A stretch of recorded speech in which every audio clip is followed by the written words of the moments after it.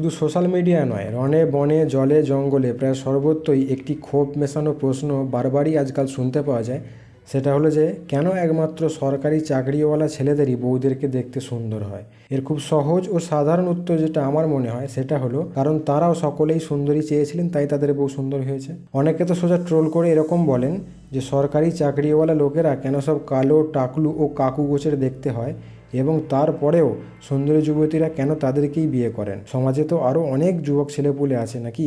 দেখুন দাদা, এখানে তাহলে বলতে হয় সব সরকারিজীবীরা দেখতে ওরকম হন না। অনেক সরকারিজীবী আছেন যারা দেখতে বেশ সুন্দর, বেশ হ্যান্ডসাম। এবার যারা দেখতে অতটা সুন্দর হন না বা হ্যান্ডসাম হন না তারা সবাই এই সমাজের অংশ, তারা সকলেই এই সৃষ্টির অংশ এবং প্রত্যেকেই তারা প্রত্যেকের জায়গায় ঠিক আছে। তো এটা নিয়ে তো এত মাথা ব্যথার কিছু নেই, তাই না? আর সুন্দরী যুবতীরা কাকে বিয়ে করবেন কি কাকে করবেন না সেটা সম্পূর্ণই তাদের নিজেদের ব্যক্তিগত ইচ্ছা ও সিদ্ধান্তের উপর নির্ভর করে এবং সেই সিদ্ধান্ত নেওয়ার পিছনে স্টোরি যাই থেকে থাক না কেন সেখানে আমার আপনার কারোরই বলার বা করার কিছুই নেই স্যার, এটাই সত্যি। এবার যদি আপনার মনে হয় না আমরা তো একটি সমাজে বাস করি নাকি, তো সামাজিক দিকটাও তো খেয়াল করা দরকার, সামাজিক দিকটাও তো ভাবতে হবে। তাহলে দেখুন দাদা, বলতে হয় যে ওই সকল সমাজের PAG যাই হোক একটা মেরে দিন অ্যান্ড মুভ অন। কারণ আপনাকেও তো শ্বাস নিতে হবে, নিঃশ্বাস নিতে হবে, বাঁচতে হবে। আপনি যদি এই অযৌক্তিক তর্কের মধ্যে জড়িয়ে রাখেন নিজের ব্রেনকে, আপনি বা শান্তিতে থাকবেন কিভাবে, তাই না?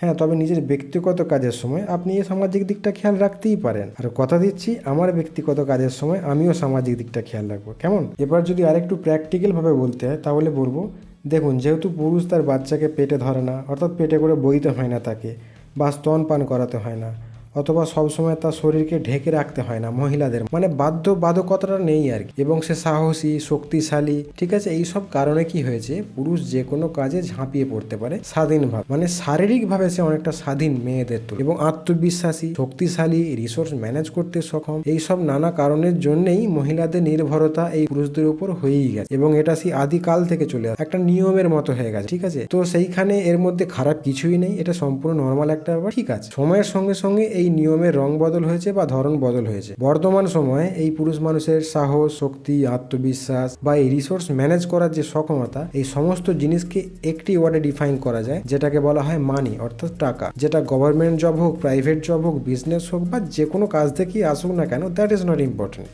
মানি ইজ ইম্পর্টেন্ট অ্যান্ড মানিওয়ালা ইজ দ্য বস। সো ওটা নেই তো কিছু নেই। আর বোধহয় সেই কারণেই একমাত্র পুরুষই বলতে পেরেছে যে জি করদা দিলা দু তেনু বুর্জ খলিফা, অথবা তুম জো কহ দো তো চাঁদ তারো কো তোর লাউঙ্গা মে। দেখেছো ছেলের কনফিডেন্স?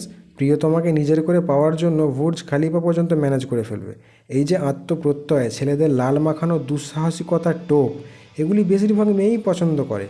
তবে যেসব ছেলেরা এগুলো পারছো না তারা মন খারাপ করো না, আমাদের কিছু করার নেই, এই স্ট্রাগলটা আমাদেরকে করতেই হবে পছন্দের মামনিকে আকর্ষণ করার জন্য বা তার প্রেম পাওয়ার জন্য, এটা আমাদেরকে করতে। তো চলো ছেলেরা, আমরা সবাই যোগ্য হই আমাদের প্রিয়তমাকে পাওয়ার জন্য বা সুন্দরী মেয়ে বিয়ে করার জন্য, চাঁদ তারা সব একাকার করে দিই, ঠিক আছে? কারণ মেয়েরা এরকম ছেলেই বেশি পছন্দ। তার মানে এটা নয় যে মেয়েরা লোভী বা মেয়েরা শুধু টাকাই চায়, ঠিক তা নয়।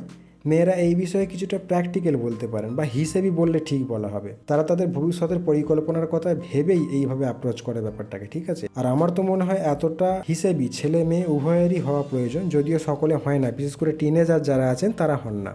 আর মশাই কি বলবো, নিজের ভালো তো পাগলেও বোঝে, তাই না? সেখানে একটি সুস্থ সবল সুন্দরী মেয়ে তো বুঝবেই নিজের ভালোটা, এতে মন খারাপ করার কিছু নেই বা অভিযোগ করারও কিছু নেই। এবার এর অর্থ সম্পূর্ণরূপে এটাও নয় যে মেয়েরা শুধু টাকাই চায়, অর্থই চায়। আসলে মেয়েরা ব্যক্তিত্বও দেখে, ইন্টেলিজেন্ট মানুষও চায়, কেয়ারিং ও হ্যান্ডসাম ছেলেও তারা পছন্দ করে, তারা চায়। কিন্তু চাইলে কি সবসময় সবটা পাওয়া যায়, তাই না? তাদেরও কিছু করার নেই স্যার, এই হচ্ছে ব্যাপার।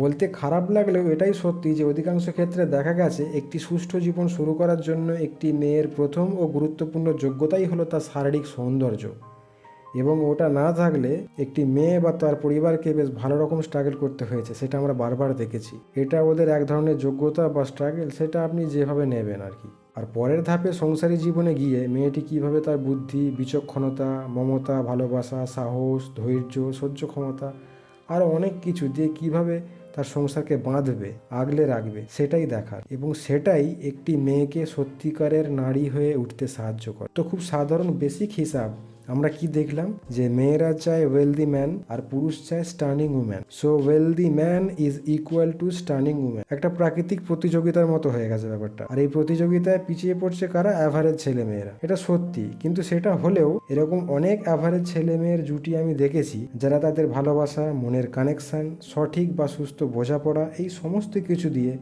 অন্তত সুখ, শান্তি, আনন্দ বা সন্তুষ্টির দিক দিয়ে অনেক কোটিপতি ছেলে বা বিশ্বসুন্দরী মেয়েকেও পরাজিত করতে পারে, এবং এই যোগ্যতার কোনো তুলনা হয় না। আর তাছাড়া আজকাল বাইরে কাজ করে টাকা ইনকাম করার সঙ্গে সঙ্গে ছেলেরাও অনেকটা সচ্ছল, অনেকটা ফ্লেক্সিবল তাদের পরিবারের সহায়তার ক্ষেত্রে, এবং মেয়েরাও শুধু এখন থেকে নয়, অনেক আগে থেকেই তাদের সাহস, শক্তি, আত্মবিশ্বাস দিয়ে অনেক বড় বড় জিনিস তারা অ্যাচিভ করেছেন।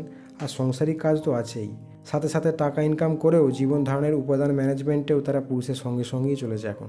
তবুও শারীরিক ও মানসিক কিছু পার্থক্য ও প্রয়োজনের কারণে নারী ও পুরুষ উভয়কেই একে উপরের উপর নির্ভর করে চলতে হয়, এবং এই নির্ভরতাটা আছে বলেই এই পৃথিবীটা এত সুন্দর, এত আনন্দের, এত মজার এই জীবনটা। যদি এই নির্ভরতাটা না থাকতো এতটা মজা হতো না। তো প্লিজ আসুন আমরা সকলেই একটু সংবেদনশীল হই, একে অপরকে বুঝি এবং আমরা আমাদের জীবনকে উপভোগ করি। That's all. ভালো লাগলে লাইক, শেয়ার, কমেন্ট ও সাবস্ক্রাইব করে পাশে থাকবেন। অনেক অনেক ধন্যবাদ এতটা সময় দিয়ে দেখার জন্য। নমস্কার।